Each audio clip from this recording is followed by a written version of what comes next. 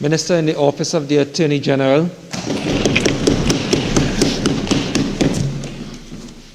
Mr. Vice President, I thank you for the opportunity to contribute to this bill, the Firearms Amendment Bill 2021. Mr. Vice President, in my contribution to this debate, I will further traverse certain aspects of the law already touched on by the Attorney General, but I will delve a little deeper, and those are the areas of the law as it relates to fines and penalties, and that is because in Senator Lakshmi Dayal's presentation, she would have touched on concern that particular area, and I want to be able to contribute and certainly clear the record on certain submissions made relative to that point of law made by the Honourable Senator. I would also focus on applications and appeals, and certainly I will look at the exempted list. That's the list of persons who cannot and will be prevented from getting a pepper spray. Now, so that is the general gist of my presentation, or the scope of my presentation or contribution to this debate.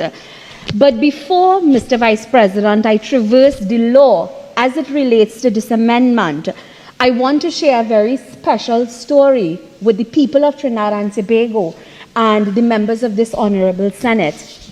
Now, in this particular story, Mr. Vice President, the characters are all real, and it is indeed a very, very true story and something that I will never forget for as long as I live. Now, in a previous incarnation, Mr. Vice President, I was a secondary school teacher.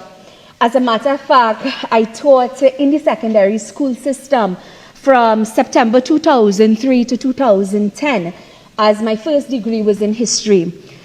And, day before yesterday, Mr. Vice President, we celebrated Mother's Day. To be very honest, I celebrate Mommy every single day because I genuinely wish if there were more human beings like my mother in this world. And the reason why I say that is because I remember being 21 years old and having my first appointment to teach in the secondary school system, and my mother's advice to me as a 21-year-old, now embarking upon this life as a secondary school teacher, she said to me, love them, respect them, make them feel they can walk on water, because that is what I did with you, and it didn't turn out so bad after all. And with this vigor, Mr. Vice President, and mindset, I began teaching. And in 2006, I was teaching by that time at a girls' school. And because of this mindset, I'm pleased to say, and my students, my children can attest to the relationship that I developed with each and every single one of them. Up until this day, there are children who call me mommy. There are children who I've had the pleasure to sit at the bar table. I have children who are doctors. I have children who are bankers. And my teaching experience is something that I truly valued because it taught me the value of loving and loving children that were not your own. Now, I will take this Honourable Senate to Friday, the 10th of November, 2006. And why do I remember this day? Is because it was a Friday, a regular Friday at school, and I had planned to leave half day on that Friday. And the reason for that was because I was getting married that weekend. And in a Hindu marriage ceremony, the wedding actually begins on a Friday night. That's the Matikur night.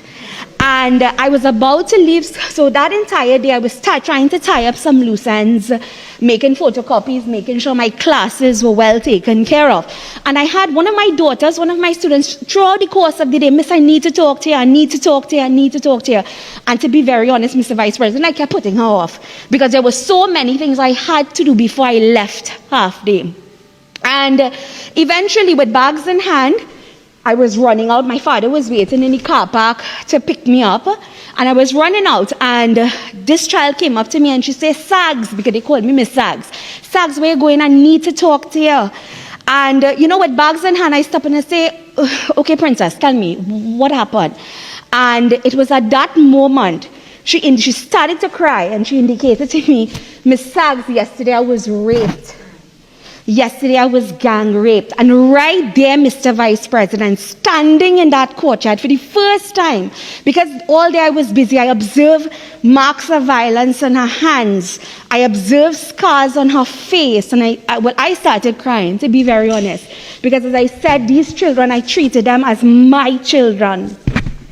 And honestly, her story was that she got into a PH car that she knew the driver. He drove off route. He, together with two other boys, took turns raping her over and over again. They dropped her off home, and the rest was history. Now, on that particular day, as a teacher, I was called upon to do everything that I had to do. So I would have informed the principal, we would have called the police, we would have called the parents, child support, we would have done student support, we would have done all the needful things on that day. But one of the things that I did not want to do and I was not prepared to do was to leave her in that school at that point, even though her parents were there. And I will never forget that it was my principal, Patricia McIntosh, actually. She was a previous MP in this honorable house. She literally had to walk me to my father's car and say, Renuka, you're getting married this weekend. Go. I will look after affairs while you are not here. And the reason why I bring up this story is because to answer Senator Diyal Singh, I too have witnessed rape victims. And I think it is even worse when it is a child. I want to respectfully ask the members of this honorable house, have you ever witnessed innocence stolen from a child? Well, I did witness that, Mr. Vice President. And here's what happens to them, because I saw her 3 years thereafter. They become livid, they are suicidal, they lose self-esteem. And for 3 years, as I said before, I saw her slip away bit by bit, despite everything we tried to do to save her in that school system. You know, I remember during that 3 years, she would come and we would try, I think it was her way of therapy, she would talk about it. And she would always say, Miss, I real try to fight them, I real try, but it was too much of them. And here we now fast forward, Mr. Vice President, to this very moment. So I would have explained an experience I had, and we now fast forward to this very moment. This moment, Mr. Vice President, where as a lawmaker, I have an opportunity, my brothers and sisters of this Senate, we have an opportunity to equip young women, young vulnerable women, with the opportunity to protect themselves. But I thank God that it happened, that I have this opportunity now, and not when I was a teacher. Because when I was a teacher, I would have made a decision based on emotions alone. And I would probably say, Tom, Dick, and Harry should be given pepper spray. I even thank God that I didn't have the opportunity to I can't make these decisions as a lawyer alone. Because as a lawyer, I would probably even make a decision based on my own prejudice, probably as a defense counsel, probably as a prosecution lawyer. I'm grateful that I have the opportunity to contribute to this bill as a legislator. Because as a legislator, you see, Mr. Vice President, we are held at a higher and a different standard. So while this child's story resonates with me and remains with me as a legislator, I have to recognize, we have this pepper spray is both a sword and it is a shield. So the legislation that has been presented to this honorable house has to strike that balance. There is no way at all, as a responsible legislator, can we bring legislation here and say any Tom, Dick, and Harry is entitled to a pepper spray. And mind you, I'm speaking from a place where I experienced a child and worked with a child for X amount of years who was a victim to rape, gang rape. But yet I am saying and respectfully submitting to the members of this honorable chamber that as responsible legislators, emotions can't move us alone. We cannot make decisions predicated on emotions alone. We have to see things from the bigger picture. And while, yes, we want to equip women and vulnerable women with the ability to protect themselves, we must also place checks and balances on this system. And as a result of that, I applaud the learned Attorney General for the manner in which this bill is drafted, the manner in which this bill is presented, because he recognizes in his wisdom that this is a double-headed sword that we are dealing with. And as a consequence of that, Mr. Vice President, in this law, while we are giving powers and privileges, we have to maintain oversight. And we have to put measures in place so that this privilege is not abused. So, with that being said, Mr. Vice President, the areas of the law, I do intend to address, as I said before, some of the contributions made by Senator Lakshmi Dayal, Senator Vieira, whom I respect, Senator Mark, and Senator Dayal Singh. But the first area of the law, Mr. Vice President, that I want to peruse is Clause 7 of this particular bill, which appears before us, and is the proposed Section 6A. And, Mr. Vice President, it deals with the issue of fines and penalties. Now, what I want people of Trinidad and Tobago, the citizens of Trinidad and Tobago, to understand is that as legislators, when we draft legislation, we don't pull fines and fees out of a hat. Or the Attorney General doesn't wake up one morning and decide, yeah, boy, I got to jam them. $250,000 for this offense, or $10,000 for this. No, it doesn't happen like that.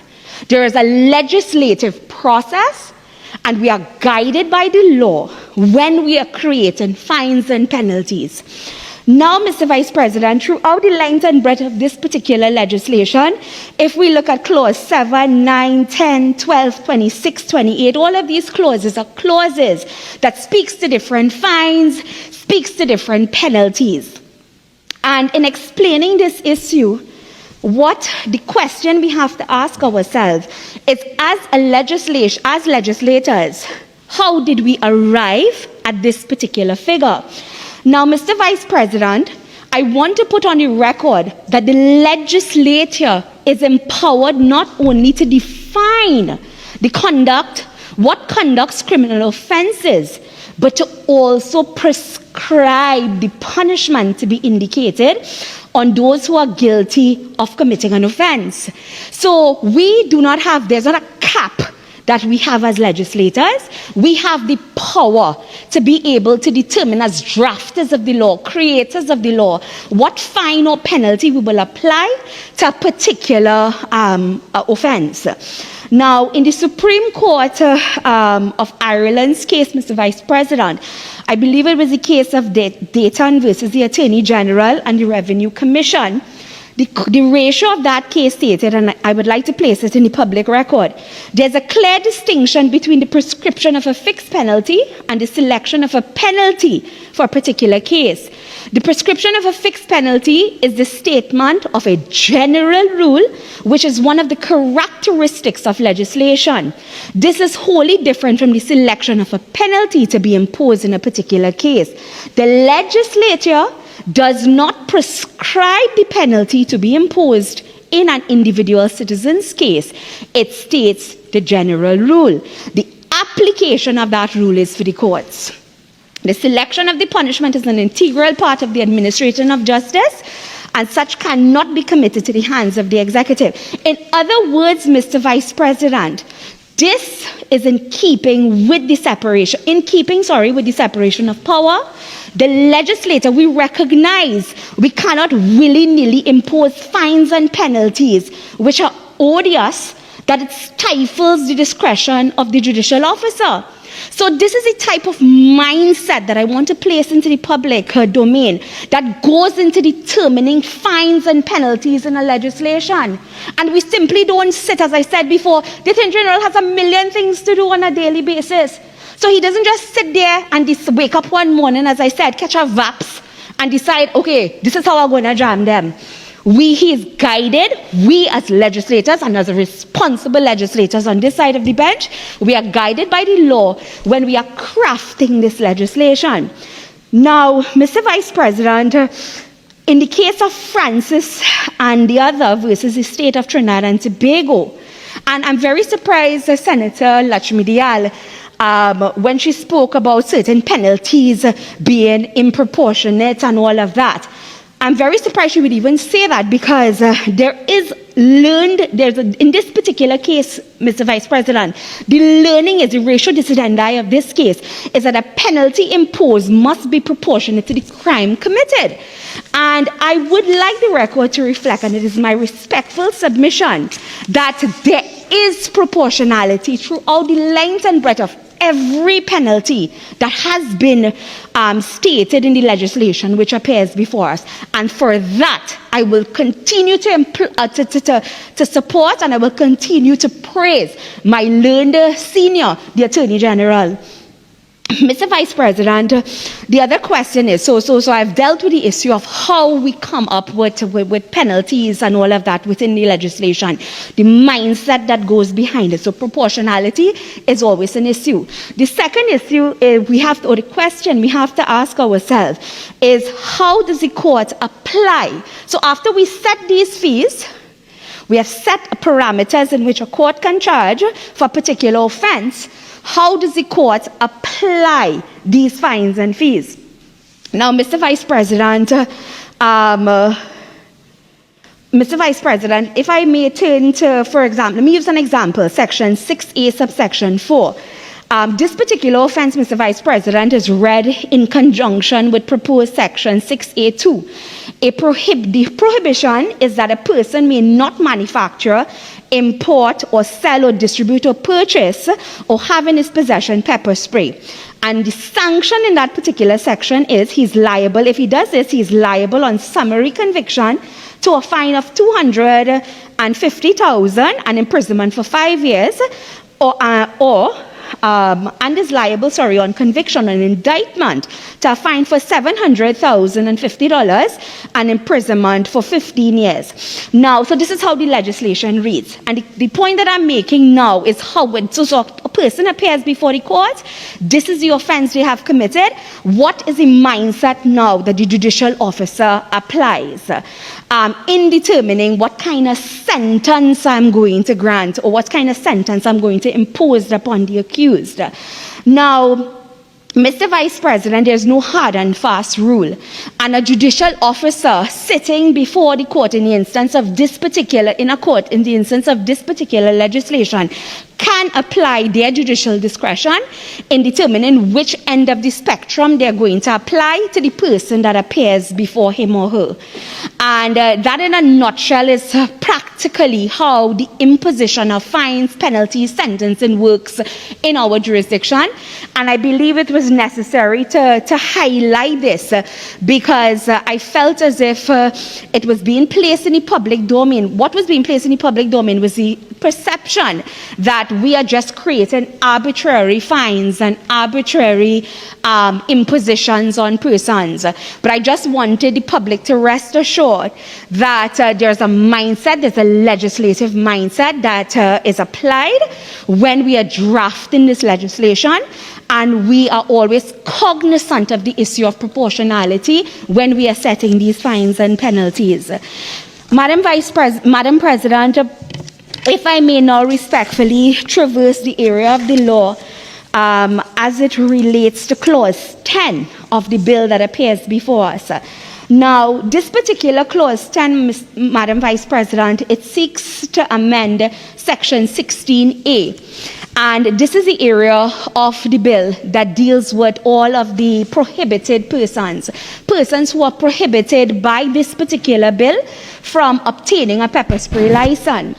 Now, it is no secret, Madam Vice President, as I would have indicated in the beginning of my presentation, that pepper spray in the wrong hands can mash up the place. And there is no joke about that. Now, as a government, Madam President, we had to find ways to prevent the use of pepper spray by criminal elements even those who are alleged of committing serious criminal offenses. Now, I heard Senator Lakshmi Dayal adopting the Law Association's perspective that why are we preventing persons who are charged from having a pepper spray as opposed to a person who has been convicted of a particular criminal offense. And this is where I respectfully say to all of my seniors of the Law Association, and I respectfully submit to even the Honorable Senator Lakshmi Dayal, this is where you draw a line from thinking like a lawyer and now thinking like a legislator. If I am to think like a lawyer alone, certainly I can say, yes, one is presumed innocent until proven guilty, and therefore why we can't put a pepper spray in his hands. But like a legislator, and that means we have to look at things holistically. And even though we recognize that yes, a man is presumed innocent until proven guilty, we cannot leave things to chance. And as a consequence, we are very clear in this particular bill, a provision which I completely support, that even a person who is charged of a particular offense, offenses, for example, in the Schedule 2 and also Part 2 of the Bail Act, persons who have been charged or convicted of those offenses are prevented from getting a pepper spray. You see, I don't want, I'm not made up or built to deal with coulda, woulda, shoulda, that a man is charged of a particular offense, and in my righteousness, because I feel he's innocent until proven guilty, I say, yeah, brother, go through. You could get a pepper spray. And then lo and behold, he is indeed a perpetrator of a particular offense, he is a perpetrator. And then I have to live with some woman's or somebody's blood on my hands. I'm not prepared to do that. This government is not prepared to do that. And as responsible legislators, I respectfully submit to my learned colleagues and seniors, even at the Law Association, we have a responsibility to look at things differently now, in the sense that, and this is my personal submission, in the sense that even a person who is charged with an offense, I respectfully submit that pepper spray ought not to go into their hands. And the reason for this is because also, once acquitted of that particular charge, John Doe still has the right to now go and apply for pepper spray if he really or she really wants pepper spray. So once that charge, they're acquitted of that charge, there's nothing in this law that prevents him or her from applying for a pepper spray and successfully doing so. But at least to my mind, before he's cleared of the charges, because I know, I'm not too sure whether he did it or didn't do it, or whether she did it or didn't do it. So it is safer position as a policy, from a policy perspective, to say, you know what, hold up. We put in a stay, you're not entitled to this pepper spray, but here's what, you're cleared of your charges, by all means go through. And that's why I kept repeating, because it's something that has, being a very new politician, it's something that resonates with me day after day. I do not have the luxury anymore of thinking like a defense counsel. I now have to think differently. And we have to see things both from a prosecutorial perspective, from a defense counsel, because that is our responsibility as legislators. So with that being said, Madam Vice President, I want to say I fully endorse Clause 10 of this bill that appears before us. Now, on the issue, he made a very substantial point. He made the point that why should a woman who have pepper spray illegally should face a penalty? And I hope respectfully, Mr. Senator Vera, I certainly respect your position, but I hope you understand what we are trying to say here, that she has to be held accountable because there's a process and procedure to obtain this application. And if we allow anybody to get a pepper spray, if we allow anyone to be entitled to a pepper spray, what in essence we will be condoning as legislators is a Gotham City, a wild, wild west with no checks and balances, where anyone... Minister, you have 5 more minutes. Thank you, Madam President. So, Senator Vieira, respectfully, I hope you could readjust your position and rethink the view of why, at least on this side, why we have considered, we had to think differently and certainly impose certain restrictions on persons who can apply for pepper spray. Now, what I wanted to make mention of in this clause 10, which speaks to the point of domestic violence and persons who have an order against them for domestic violence, because I know it's a very big social point. It's a social issue, and people may think, oh my God, because I have a domestic violence order against me, I'm prevented from obtaining a pepper spray. What I want to remind the members of this Honorable Senate is in that particular clause, it says, for the purpose of subsection 1, a person who is the subject to an undertaken interim order or protection order in the proceedings under the Domestic Violence Act shall be prohibited from obtaining pepper spray import permit or pepper spray permit unless the court determines otherwise. And that is the section of the legislation that I want to analyze, unless the court determines otherwise. Now, there's a very a locus classicus case. It was the Attorney General of Trinidad and Tobago versus Miguel Regis. And in this particular case, the court dealt with the issue of what is judicial discretion, because that particular section of this clause, which says unless a court determines otherwise, it gives the court the judicial officer the ultimate discretion in domestic violence cases when a matter appears before him or her to decide if this person can still, notwithstanding the order, this person can still make an application and successfully get pepper spray. And this particular case that I alluded to, it stated, the esteemed panel of judges stated in this case, judicial discretion implies a power to choose, decide, determine according to one's own judgment. It's a power to be exercised not arbitrarily or according to the subjective whims of a judicial officer, but in accordance with the will of the law. From this general proposition, it follows that there are many aspects of judicial discretion.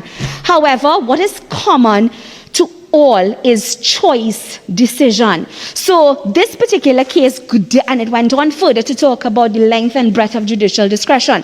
So to the members of the listening public, I want persons, especially persons who have been subject to domestic violence, to understand that based on the way in which this law is crafted, we are not locking you out from the opportunity to be able to apply for a pepper spray, because what we have at the very end of that particular section is we have identified that the court can exercise its judicial discretion based on the facts of the matter that appears before this court and decide, notwithstanding an undertaking, notwithstanding a particular order that is given, this person can still be entitled to successfully apply for pepper spray and have that pepper spray granted to them. And the reason for that is because, of course, the judicial officer is the person who's intimately connected to the case. They would know exactly all of the facts, they would know the seriousness of the matter, and certainly know whether a party to the proceedings can still have a pepper spray in their possession, notwithstanding having these orders made against them. So I don't want there to be pandemonium amongst the citizens of Trinidad and Tobago in which they believe that because there's this particular order as it relates to domestic violence, you're automatically locked out from having the use and benefit of a pepper spray. Now, Madam President, I had intended to deal with the issues of applications and appeals, but the Attorney General did deal with that, and there are certain things that I said I wanted to put on a record relative to contributions made. You know, Senator Lakshmi Dayal, I'll be very honest, as a woman also sitting in the Senate, I see the learned senator as a very strong young woman who has good contributions to make, but I was very, very disappointed that in a bill of this serious nature, that Senator Lakshmi Dayal spent 13 minutes simply lamenting on the failures and how long it took the government to bring this piece of legislation without offering to this country and to the 300,000 people that they claim that they represent without offering an alternative solution. And I will say I'm very disappointed. Senator Lakshmi Dayal also spoke about training requirements. Minister, your time is up. Thank you very much, Madam President. Leader of Government Business. And I beg to move that this House do now adjourn to Tuesday, May 18, 2021 at 10 a.m. and we continue the debate on this bill. Thank you. Honourable Senators, before I put the question, I will now invite Senators to bring greetings on the occasion of Eid, which will be celebrated on Thursday, May the 13th, 2021.